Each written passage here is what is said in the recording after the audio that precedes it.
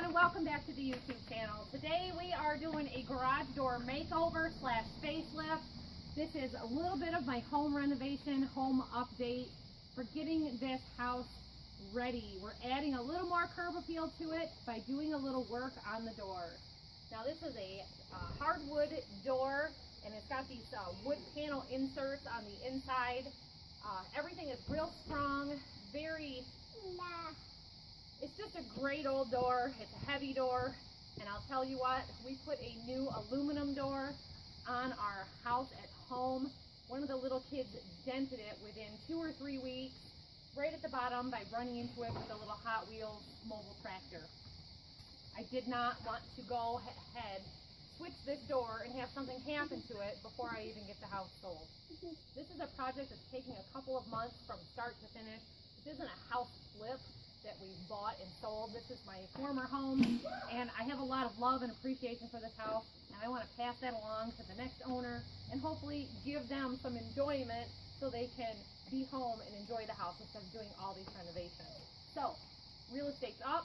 We have to do a weekend to help with the real estate market to get the best bang for our buck. So you do things like this that are going to add some value to it. You know, some things it just doesn't add any value at all. This is going to add some appeal to it, to take this 1950s door and update it to this new era. So I picked up this decorative garage door kit, and you add this to the sides.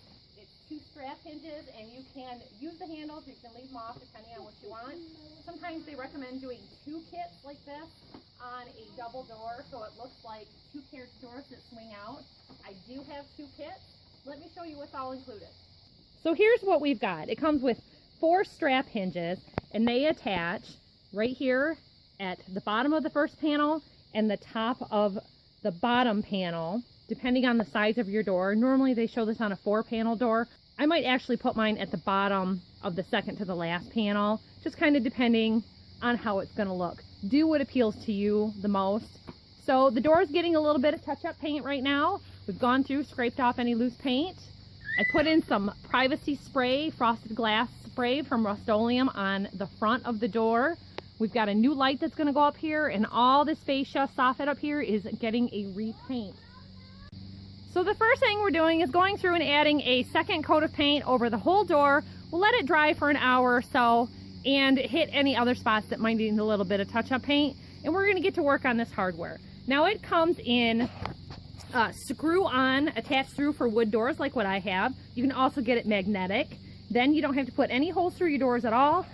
On a new modern door, change your mind, take it right off, no problem. With a wood door, change your mind, fill the hole, fill it with paint, no problem. So let's get to this and let's see what it's going to look like when we're all done. Still kind of thinking about the windows, seeing if we want to change the design a little bit, but here we go.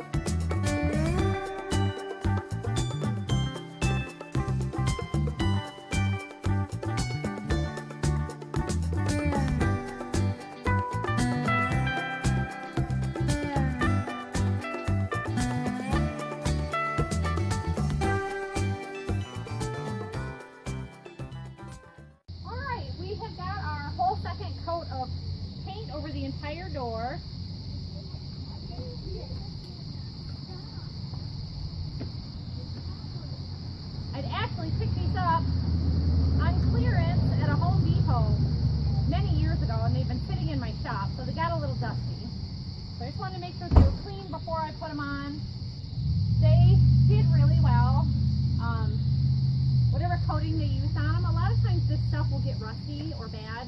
So I think that's a pretty good testament that this was sitting out. And by shop, I mean we have a steel pole barn that didn't have a door on it for like 3 or 4 years. And they didn't rust, they didn't get corroded, so I think that they are good enough quality that they're not going to have rust streaks hanging on the front of the door, because that would be truly terrible. So, we got all kinds of curb appeal going on here today. The kids have been mowing, we did a little bit of gardening, we're going to get a delivery of mulch soon, and the place will be ready for a great big for sale sign. And the nice thing is, in my region, houses are on the market for about 7 to 14 days. So I didn't want to put a for sale sign up and have projects going on with anything. If a homeowner visits a house a couple of times, you know, a lot of times if they're looking at your house, they're going to drive by it at different times.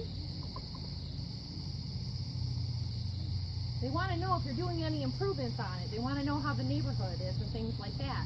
So by fixing up your own house, you're also helping to increase the value of all the homes around you in the neighborhood. So I've gone through my placement. I know where I want the hinges. I'm not super certain about the handles. I've seen some people put the handles real far apart like this. With this being 4 panels across, that would look really weird to have it, you know, 2 of them that close together. So if I am going to use the handles, I have to put them into the softwood here.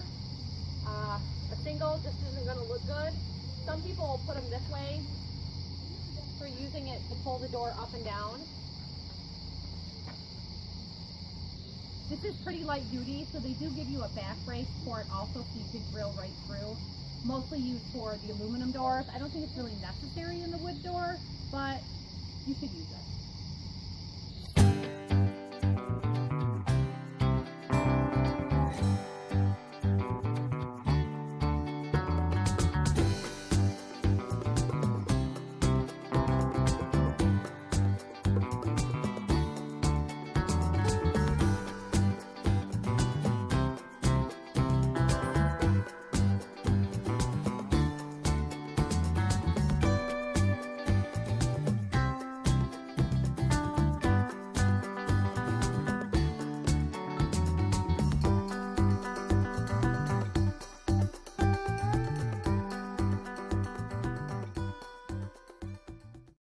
Alright, so I wanted to point out, they tell you in the instructions to say like, you know, 1/8 of an inch away from the edge here, but you've got hardware in your door.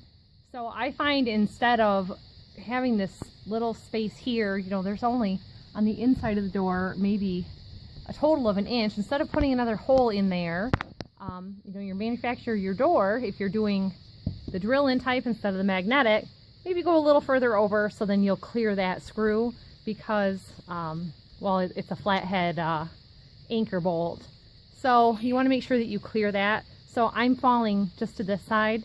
There is one at the bottom of each panel and the top of each panel. So there's 2 here and 2 here. So I just went over slightly to be able to miss that. This is an old hardwood door, so I didn't have to pre-drill the holes. You know, it's kind of up to you. So now we're going to go ahead and place the ones here at the bottom and over on this side here. And I decided to go ahead and space my center handles, I think, on either side of this through here. Kind of thinking about it as I go.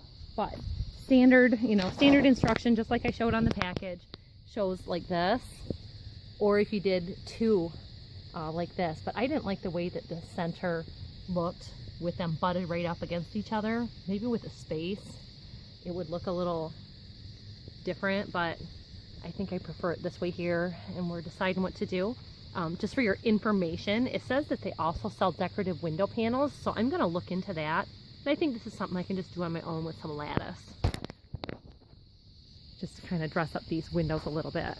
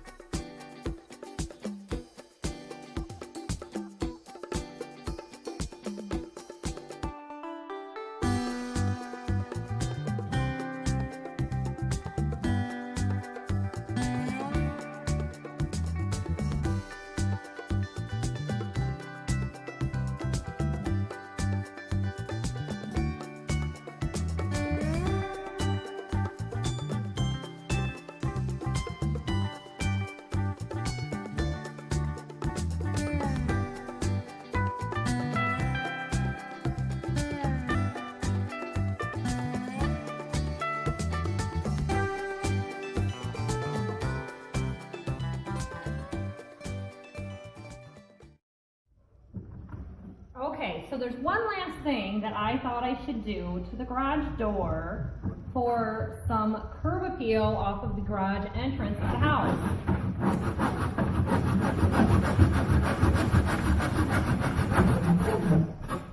So I've got these great big 4 rectangle windows that go across the whole front. It's great for letting light in, but I have blocked them off for privacy with the frosted glass spread. Now, it doesn't mean that I don't want them to look nice, and they just look old. Now, I don't know how old this garage door actually is, but like I said,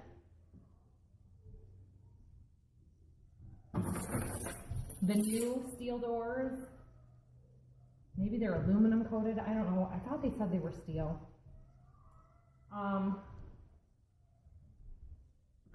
They're just not very heavy duty. So if I were to rent the house out again, I would be lucky to get through one tenant. And if you drive around, you will see garage doors everywhere where somebody has accidentally had their car in drive and hit the front of their garage, or for some reason, I don't know, maybe they backed up and the garage door wasn't open.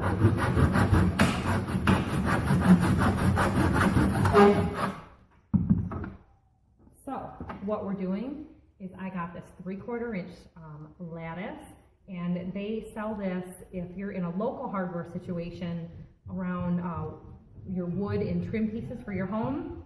And you can get this in different materials. For outside, you need wood for exterior that you can paint with exterior paint, or you can get PVC trim, which is really great for garage doors because of no weather and no deterioration.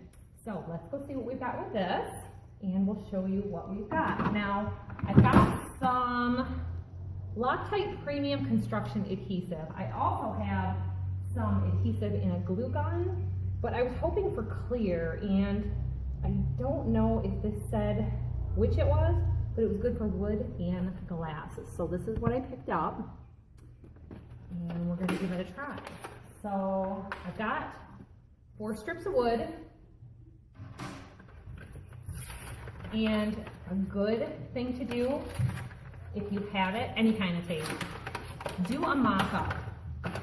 So cut your strips of wood, tape it all in place, and see what you like. I'm marking around the window frame. It's got quarter round around the edges. Now, you could leave that on or take it off. I'm leaving it on. I'm doing this as easy as possible. And we are going to be able to glue this up.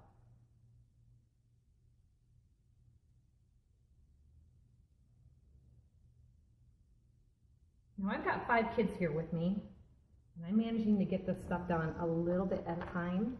But this is a day job. Putting up the light fixture, I actually had to go back. There was no junction box up in the soffit, which is not to code. There was just a wire running from another light up in the attic to the front soffit, not tied in any way, and it was just anchored into the soffit, which is just rotting, deteriorated plywood. So I had to go up there, put it in a junction box. We painted, so the new light fixture is up. We scraped and painted. Let's go see what the garage is looking like right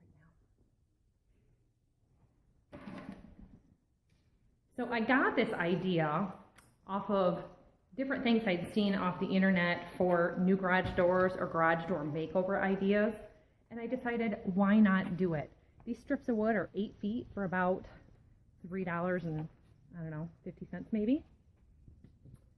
So this is what the garage door looks like so far. It was just plain. So we got these kits, and you can do it with magnetic or screw into wood. I really think I'm going to get the magnetic ones for at home because we've got 2 big barn doors and garage doors that I think this would go along well too. So right now, I'm pretty sure all I've got is electrical tape here. Just to show you how it's going to go. It's going to go right like that. Now, for a more modern style, now I'm going to end up putting this on my walk-through door also. I'll show you what that looks like. So here is my walk-through door. Now, if I add a couple of these here and divide this up, it's going to look like a more modern door. Basically, I'm going to put 2 strips of wood here, so it will become a 9-panel glass. So here, what we want to do is you can just go up and down like this to make it carriage looking. I think I might try it 2 different ways and see what I think. Or like this and divide it into about 8 sections, which I was thinking, you know, that might be a good way to go, having 8 panels. 6, they might be too big. Let's see what we, let's cut our up and down sections and see what we think.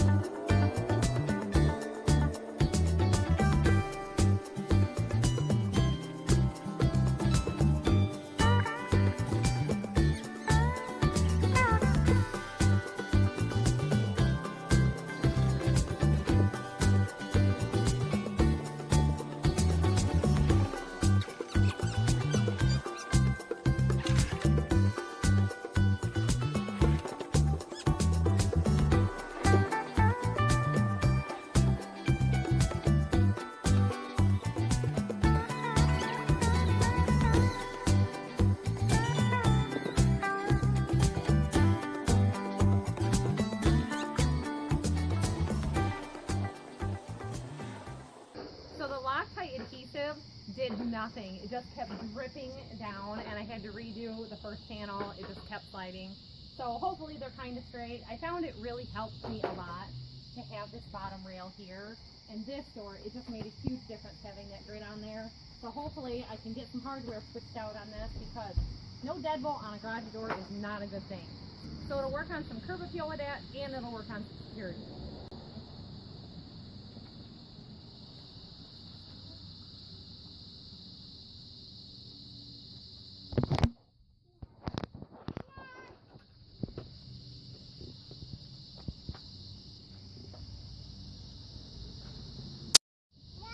So I happened to notice in my picture of my final of my light that it was slightly crooked, and I have to tell you, I went back and fixed it. It actually didn't have a junction box in there, and I was kind of trying to make it work. The more I thought about it, you know, with a home inspection, it's got to pass. If they were to take it down because they said, hey, it's, you know, a new light fixture, let's go up in the attic with a flashlight and see what's going on. It has to have that junction box to pass a home inspection. These days, a lot of banks are requiring buyers to have a home inspection done, but I want to have everything just right. So I straightened that out. I put in a junction box, got it all right and safe the way it's supposed to be. So what do you think? Does it look straight enough? I used my level. I tried to straighten it out. I tried to buy the straightest wood I could find. It makes a huge difference. All in all, this whole front face was almost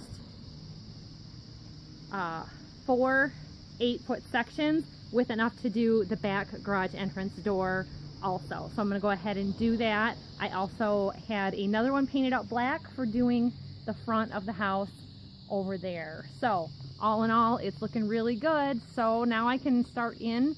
The birds have moved out over the last week, and I can get into my soffit repair because there's no more baby birds up there. Hooray!